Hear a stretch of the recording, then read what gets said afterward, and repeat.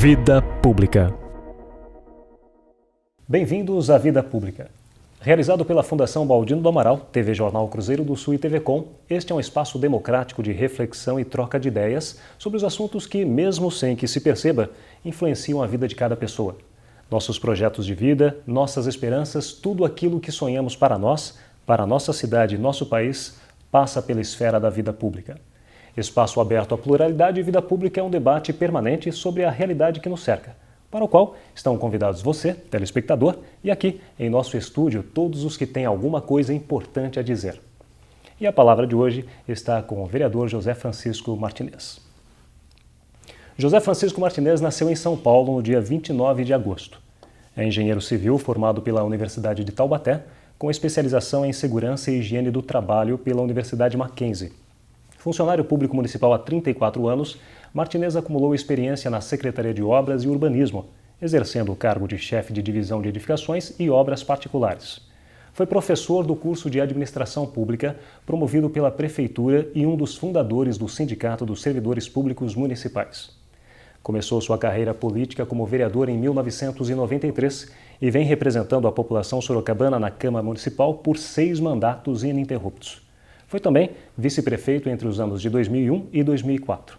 É o único vereador da história do Legislativo sorocabano a exercer o cargo de presidente da Casa por 6 vezes consecutivas. É autor de mais de 700 leis voltadas para o bem-estar social e melhoria na qualidade de vida da população, nas mais diversas áreas, como educação, saúde, saneamento, cultura e cidadania. Vereador Martinez, muito bem-vindo aqui ao Vida Pública. Obrigado, eu que agradeço o convite. São 700 leis, ou até mais, que o senhor criou ao longo desses 6 mandatos. O senhor poderia destacar algumas delas que o senhor julga mais importante? Na verdade, assim, a princípio comecei fazendo muita lei em relação ao funcionalismo, né? Os direitos do funcionalismo, né? Daí um pouco também em relação à segurança, porque também sou engenheiro de segurança e higiene do trabalho, e algumas em relação à parte que é a engenharia civil, em que a divisão me proporcionou uma boa experiência e com isso levei para o Legislativo. O senhor é autor de projetos importantíssimos e esse é o trabalho do vereador. Gostaria que o senhor explicasse aos nossos telespectadores qual é a atuação do vereador no Legislativo, que nós sabemos não é nada muito fácil não. Então, na verdade, a gente tem que representar aquele segmento que confiou o seu voto e, na verdade, espera que a gente o represente bastante dentro da Câmara Municipal. Fora isso, evidente é fiscalizar, né? Fiscalizar o Legislativo, o Executivo, fazendo com que o Legislativo não só fiscalize, mas tenha uma boa relação também para que dê sustentação aos projetos, né, do Executivo que realmente vem de retorno à população. Na verdade, só existe lei, aquela que beneficia a população. A gente sempre faz lei no sentido de dar retorno de convivência. Sabe que uma cidade ela tem que viver harmonicamente e, claro, com seus direitos garantidos. É essa a função do Legislativo, Executivo também. Eu não acredito que nenhum prefeito queira mal ou queira fazer algo que não venha de encontro à população. É evidente que às vezes tem medidas mais severas, mas isso faz com que nós possamos absorver, conviver e fazer com que aquilo se torne realidade ou não, ou contestar e contra, enfim. É essa a função e a diferença do Legislativo com o Executivo. O Executivo ele tem o dinheiro, né? Mas não tem o poder de fiscalizar e nem tampouco de fazer com que dê posse ao prefeito. O Legislativo dá posse ao prefeito e ao vice-prefeito, faz com que o orçamento seja aprovado, as contas do prefeito passam pelo Legislativo e também, é claro, as contas do próprio presidente também são aprovadas pelo Tribunal de Contas ou não. Aí também é uma outra coisa que existe dentro dessa dinâmica, né?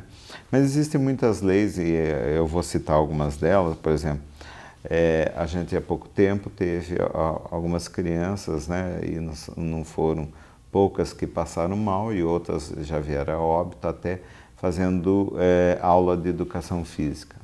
não especificamente a aula que causou, mas há necessidade de uma avaliação médica antes que se faça. Eu sempre fiz, quando estudava no Aquiles, fazia avaliação médica antes de fazer aula de educação física, e nós tivemos óbito dentro do Aquiles de Almeida em relação à não atenção, também no Sorocaba 1 também teve outra criança, enfim, são tragédias que acontecem, vamos fazer com que isso não aconteça mais, né? Um outro fato bastante importante é em relação a manter a nossa cidade arborizada, né? É evidente que a gente tem alguns setores que tem bastante árvore, mas o centro, propriamente dito, são poucas árvores. E o que o vereador recebe é muita solicitação de corte de árvore. Então, nesse sentido, a gente acabou fazendo uma lei dando desconto de 5% para aquele munícipe que preservar sua árvore. E ela tem a especificação do que é árvore, tamanho de tronco, enfim, dos galhos, e isso faz com que, desde que é apresentada uma solicitação no setor competente, na Secretaria da Fazenda, eles têm por obrigação de fazer esse desconto de 5% no IPTU. Isso para a gente preservar o meio ambiente na nossa cidade. Essa lei foi contestada, foi até os tribunais e a gente acabou ganhando, enfim, essa lei lá. Eu tenho uma outra lei também que eu tive que brigar bastante, que foi em relação às barreiras físicas, vulgarmente chamada de biombo. A gente tinha muito assalto na saidinha de banco, porque antes os bancos tinham a sua preservação do caixa e depois não existiu mais. A gente faz com que exista essa barreira física, esses biombos, pode ser de vidro jateado, enfim, que faz com que a pessoa que está fazendo sua transação financeira não seja fiscalizado por alguém e avise através do celular quem está lá fora e faz com que essa pessoa seja assaltada. Quer dizer, isso pode não acabar com a saidinha de banco, mas vai fazer com que ela fique não tão constante, né? Outra coisa, um projeto bastante recente em relação aos animais, a gente teve esse dissabor agora em relação ao Instituto Royal, os ativistas fazendo a sua parte e o Instituto contestando, enfim. Para que isso não aconteça em Sorocaba, a gente vai votar uma lei agora na quinta-feira em relação à proteção a esses animais, né? Eles poderão, claro, para uso científico, isso será sempre feito, espero até que depois melhore, nem se use mais nem animal e nem ser humano, mas tem que testar, e é claro que a gente não vai barrar todo fim que seja científico, mas barra para uso de sabonete, cremes, enfim, isso acho que tem que ter outras técnicas, não usando o animal para isso, porque é um absurdo o que a gente viu pelos noticiários e, é claro, fazendo com que esses animais sofressem traumas, dores, enfim, tudo aquilo que não é possível se fazer isso com os animais. Também tivemos um outro projeto em relação às piscinas, a gente está vendo a quantidade de escolas que alugam casas boas que têm piscina e evidente que às vezes por um descuido, né, ocorre alguma fatalidade. Então as barreiras também em torno das piscinas, né? Uma outra coisa que a gente estava notando é que estava difícil de se preparar atletas, porque não tinha financiamento. Então aquele atleta que não tem financiamento de nenhuma indústria, de nenhuma firma, nós aprovamos o projeto Bolsa Atleta, fazendo com que esses jovens possam se sustentar dentro do esporte e sejam aí excelentes profissionais, né? Antes do senhor continuar na lista de alguns projetos que o senhor já vem trabalhando, gostaríamos, é claro, no Vida Pública, ninguém diz, né? As pessoas não nascem na vida pública, né? Às vezes, elas são voltadas à vida pública. E o vereador José Francisco Martinez, que se formou engenheiro, tem, evidentemente, uma história que o levou hoje a ser vereador, a estar hoje a 6 mandatos à frente do Legislativo Sorocabano. Gostaríamos que o senhor contasse aqui no Vida Pública como que foi esse ingresso da vida privada do senhor, enquanto era um engenheiro, um funcionário público, para a vida de vereador, tornando-se então público. Então, já quando estudante, na minha época, não tinha engenharia aqui em Sorocaba. E acabei fazendo 2 vestibulares, entrei em engenharia elétrica, mas queria civil, acabei me matriculando em Taubaté, né? Lá tive a oportunidade de fazer vários amigos, naquela época não tinha muito professor de físico-químico, enfim, de matemática, e a gente acabou lecionando no colégio lá por um bom tempo, né? Nos momentos de folga de aula, até para complementar, naquela época não existia nenhuma renda para estudante, a não ser da aula, né? Daquilo que sabia, que aprendeu dentro da carreira, né? Então lecionei bastante lá em Taubaté, fiz alguns estágios no ODR, enfim, até que vim para Sorocaba e quem me abriu as portas foi o Teodoro Mendes.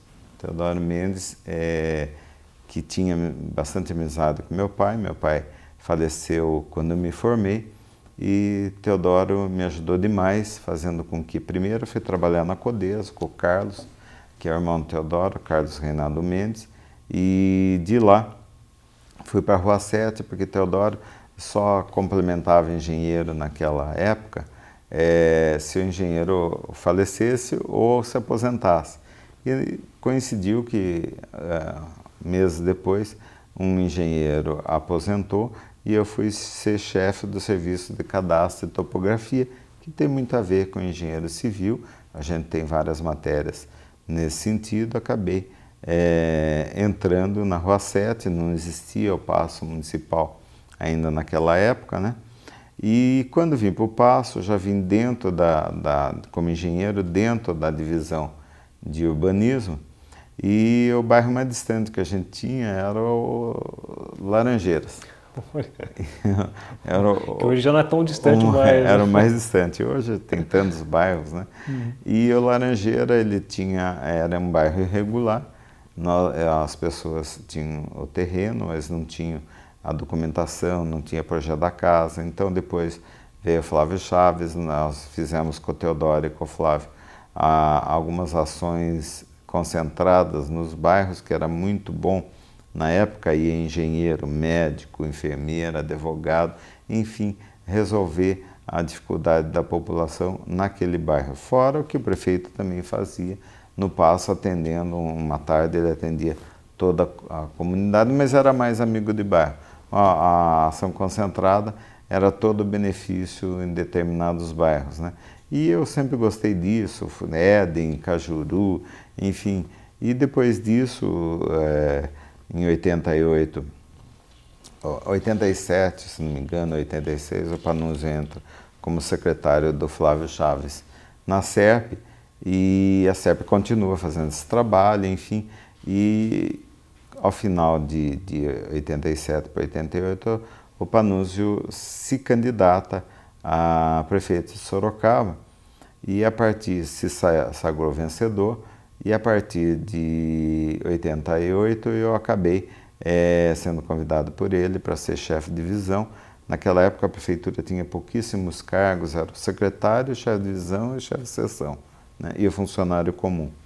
E daí fiquei com o Panunzio como chefe de divisão, e com o maior orgulho aprendi muito com o Panunzio também, com o Paulo Sérgio Nogueira, que era meu secretário, e a gente acabou ficando durante esse tempo bem próximo, e no final o Panunzio me convida para sair candidato a vereador.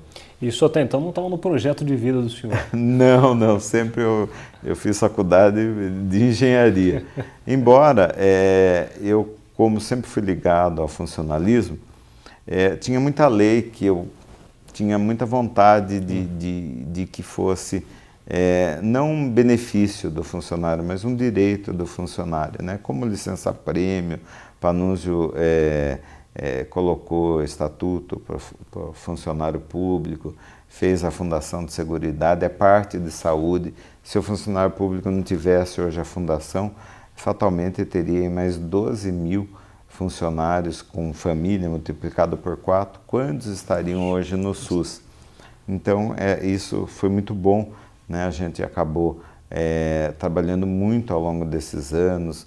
Naquela época não existia nem cesta básica na prefeitura, a gente comprava granel, ia no SIC e subdividia para os funcionários. Enfim, nós participamos muito dessa situação na época, né? Depois melhorou muito, veio vários benefícios e até eu consegui fazer com que esses benefícios, através de lei da prefeitura, cumprindo essas leis, o funcionário tivesse um outro significado dentro do contexto da cidade. E aí, então, o vereador ficou por 6 mandatos, está hoje como vereador também presidente da Câmara. Agora, o Legislativo, o vereador, ele é formado por diversos partidos e diversas ideologias, né, com diferentes propostas, Sim. ideologias políticas, interesses políticos, enfim. É muito complicada a costura política, você alinhavar para que atinja os objetivos da Câmara como um todo. Qual é a receita para conseguir aprovar uma lei dentro do Legislativo? Então, na verdade, em primeiro lugar, você tem que fazer leis que realmente sejam leis inteligentes e que você consiga convencer 19 colegas, né, que aquilo é bom para a cidade. Porque em Sorocaba são 20 vereadores. E às vezes até tudo é muito bom, mas com a Constituição de 88, nós ficamos bastante restritos. Você não pode gerar gasto para o executivo, tudo é inconstitucional e é mesmo, né? E algumas outras coisas que você sabe que você consegue. Se você pegar seu projeto e dizer, marca uma audiência, prefeito, olha, isso daqui é bom, eu preciso dessa lei, e esse segmento precisa disso. E às vezes o prefeito acata. Por exemplo, recentemente eu tive uma lei, a gente vi uma tragédia muito grande com esse shopping novo que estavam fazendo, e daí eu via que não existia seguro às obras, né? Então fiz uma lei em que hoje toda obra para ser licitada tem que ter um seguro, né? Qualquer catástrofe ou qualquer acidente, o seguro cobre até as rachaduras, obras que não são bem compactadas e que futuramente pode causar algum dano. E isso agora hoje o seguro cobre. E expliquei bastante para o Panunzio. O Panunzio, eu sei que esse projeto era inconstitucional, o prefeito Panunzio acatou, né? Assim como outras, né? A lei das professoras readaptadas, a professora não ingressa readaptada. Ao longo do tempo, ela acaba tendo desgaste em cordas vocais, ler, enfim, uma série de coisas. E tem outras que não conseguem mais voltar para a sala de aula, mas elas continuam sendo professoras, continuam sendo boas pedagogas, enfim, a gente tem que aproveitar todo esse conhecimento dessas professoras.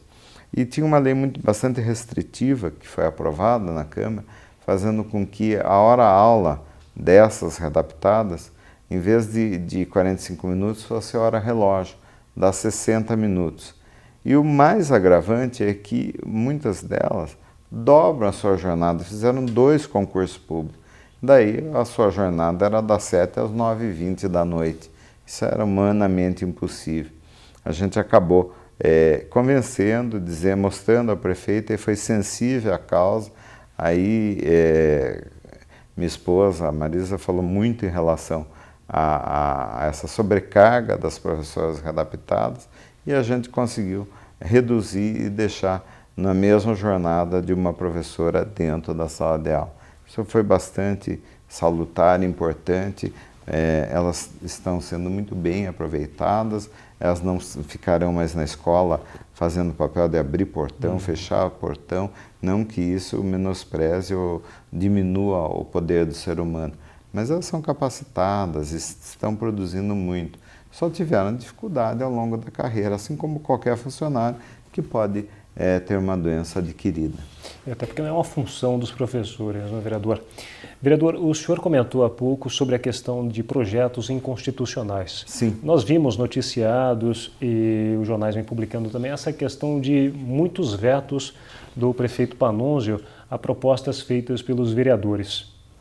Como o senhor analisa essa questão dos vetos do prefeito aos projetos dos vereadores?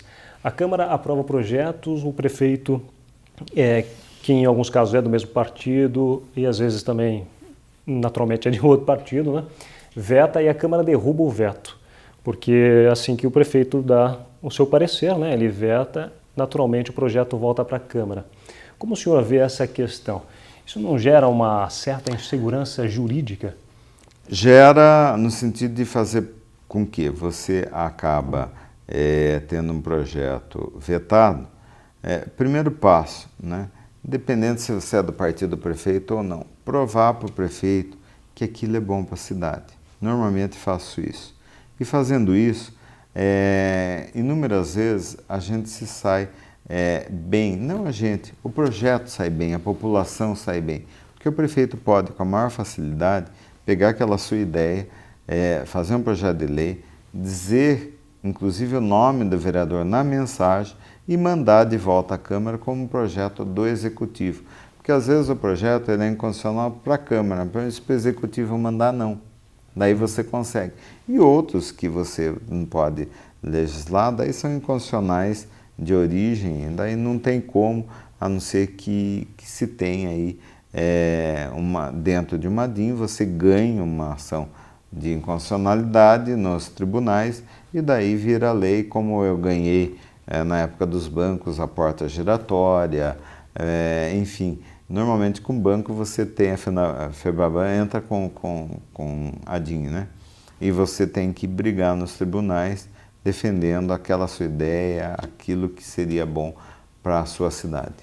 Quando o vereador elabora um projeto, a equipe elabora um projeto e vem um parecer do próprio jurídico da Casa de Leis de que esse projeto é inconstitucional. Mesmo assim, o vereador acredita nessa proposta e coloca em discussão. E existe a possibilidade de você ir até o jurídico e ver que talvez alguma emenda você possa fazer com que ele se torne constitucional ou suprimindo algum artigo, algum inciso, você consiga fazer com que aquele projeto se torne constitucional.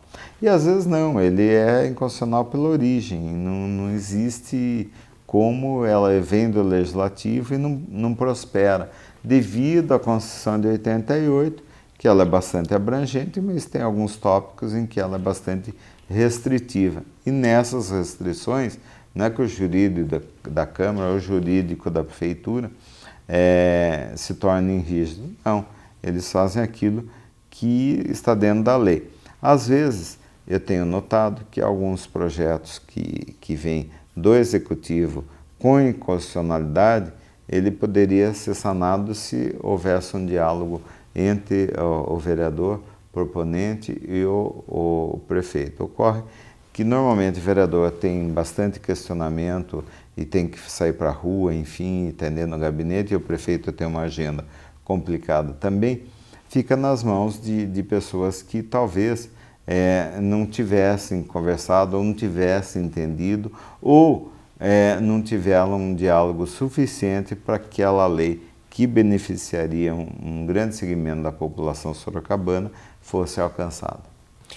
Numa das entrevistas que nós tivemos aqui com o ex-prefeito e ex-deputado federal constituinte José Teodoro Mendes, Sim. que inclusive encaminhou o senhor para a vida pública, Foi. Ele disse que na ocasião, quando o vereador, o jurídico apresentava um parecer dizendo que aquele projeto, aquela proposta era inconstitucional. Então o vereador recolhia aquele projeto e apresentava uma indicação. Existe esta forma ainda? Existe. Nós temos as indicações e os requerimentos. Os requerimentos, o prefeito tem 15 dias para responder. Pode até pedir um prazo a mais para o presidente, mas tem 15 dias. As indicações, você indica que existe um buraco não sei aonde, você indica que... Mas não é uma forma tão segura que você tenha aquele retorno. Embora indicar buraco é um dever do executivo saber onde tem buraco. Onde falta luz, onde falta uma luminária, onde não tem segurança. Isso é um dever do executivo, porque ele tem o dinheiro para fazer. O vereador não, o vereador ele tem limites. Ele representa o segmento da sua cidade, mas ele tem limites com a Constituição de 88. O executivo ele pode fazer qualquer tipo, desde que licitado, qualquer tipo de obra licitada, mas é claro que demora um pouco mais, porque a Lei 8666 não permite com facilidade que você põe em prática algumas obras, né? Tem que ter orçamento, tem que ter a verba reservada à educação, a verba reservada à saúde, a verba para o pagamento e os benefícios do funcionalismo, e daí sim a verba de investimento. Essa verba de investimento, imagine que o Estado de São Paulo é um estado mais rico que tem, né? E mesmo assim, assistindo a uma audiência aqui na Câmara e o representante do governador dizendo que o orçamento de São Paulo é um cobertor curto, né? Imagine Sorocaba, há um tempo atrás, que nós tínhamos 196 milhões de orçamento, né? Na época ganhamos tinta para pintar os pontilhões de roxo, azul, verde, enfim, e o quanto estamos hoje. Aí a gente deve aí a vários que conseguiram, vários setores e grupos, né? Que nem sempre político, mas sim pela vontade que Sorocaba crescesse, fazendo com que esse parque industrial da época, né, se tornasse a realidade e tivesse o orçamento que a gente tem hoje. Eu sempre agradeço ao Pasquale Miloni e o Funaro sempre falar do Laelcio e do Laor, o quanto se empolgaram, o quanto ajudaram o prefeito para que essas áreas fossem doadas, as indústrias viessem, e hoje essa arrecadação, né, hoje veja o quanto nós temos de arrecadação. E na época, o quanto nós tínhamos a dificuldade, a inflação altíssima, né? Governos contrários ao partido do prefeito, que não investiam na cidade. Sendo do mesmo governo já é difícil, imagine o contrário, né? Na época foi bastante difícil. E também com essa arrecadação de hoje, é bem possível, o governo federal ajuda um pouco mais, o governo estadual está ajudando um pouco mais, principalmente em relação à creche, a gente vai ter um avanço grande em creche. Existem alguns setores em que a gente tem muito convênio, né? Quando o poder público não consegue suprir, ele tem que fazer convênios, enfim. A parte de moradia cresceu bastante na cidade de Sorocaba. Enfim, Sorocaba se tornou aí um polo bastante interessante. E o senhor fez parte dessa história. 6 mandatos, o senhor foi vice-prefeito também. Fui. Na gestão do então prefeito Renato Amari. Exato. Então o senhor esteve no Executivo e esteve no Legislativo com esta vida pública. Qual é o ambiente em que o senhor gosta mais de trabalhar? O senhor não pensa numa candidatura a cargo majoritário lá para frente? Isso só para nós encerrarmos o programa de hoje. Não, essa fase já passou. Eu continuo colaborando, mas é difícil a gente sabe o quanto um prefeito sofre, né? E não é só sofrer no momento dos seus 4 ou 8 anos, mas são as sequelas que ficam no governo.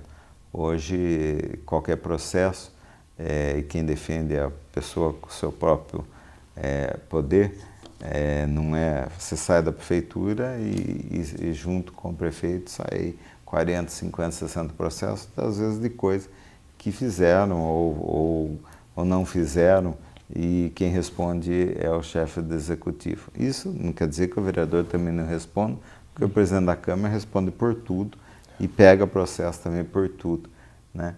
Mas é muito difícil hoje o homem público ter continuidade na sua carreira por N motivos que ocorrem. Eu acho que no meu tempo tem bastante gente boa chegando, vamos ver aí, né? O senhor não se sente frustrado, não? Não, de forma nenhuma. Eu já passei por todos. Olha, eu entrei como engenheiro comum na prefeitura e passei por todos os cargos, talvez o único funcionário público que chegou a prefeito, né?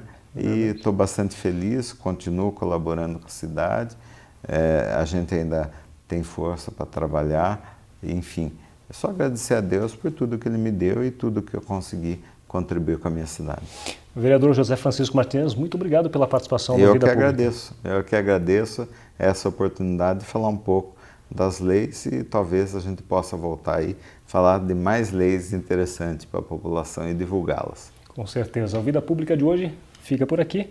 Até o próximo.